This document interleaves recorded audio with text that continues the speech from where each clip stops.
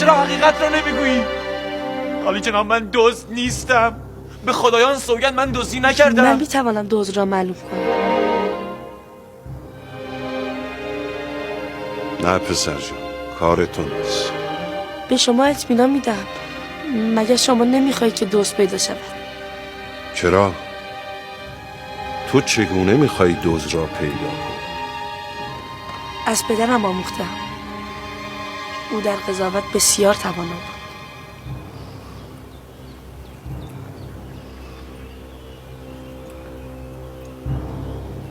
اطمینان داری؟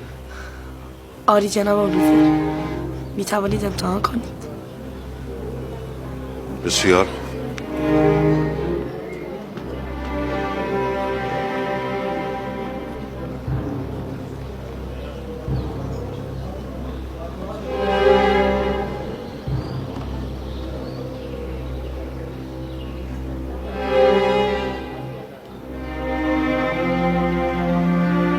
من میدانم دوست کیست.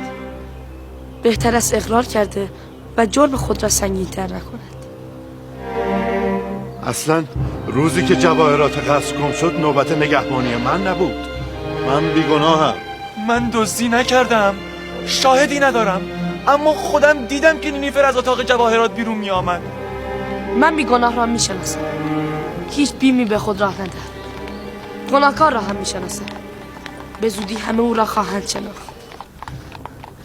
از جناب هونیفر میخواهم که اگر گناهکار را معرفی کردم بلافاصله او را گردن بزنید. من فقط میخواهم او را بشناسم. رودامون آماده است.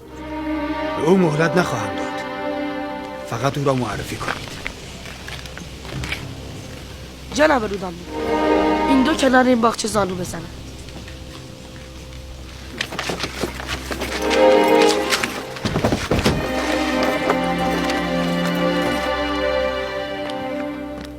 بگویید چشمانشان را ببندند.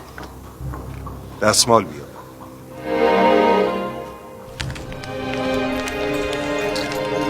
دست او را ببر.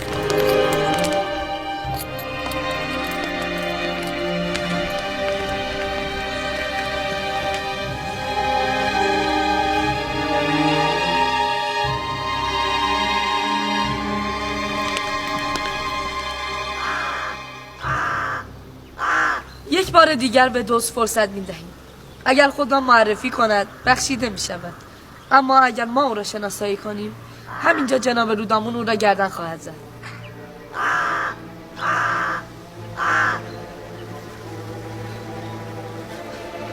دوست شمشیر خود را بکشید.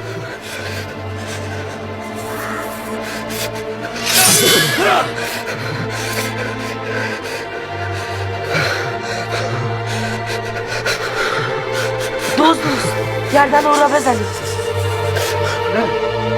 نه اقرار میکنم من دزدی کردم، اشتباه کردم. جناب رودامون عفو کنید، گردن مرا نزنید، مرا ببخشید. جناب رودامون عفو کنید. گمان هم نمی کردی به این زودی اقرار کنی ها؟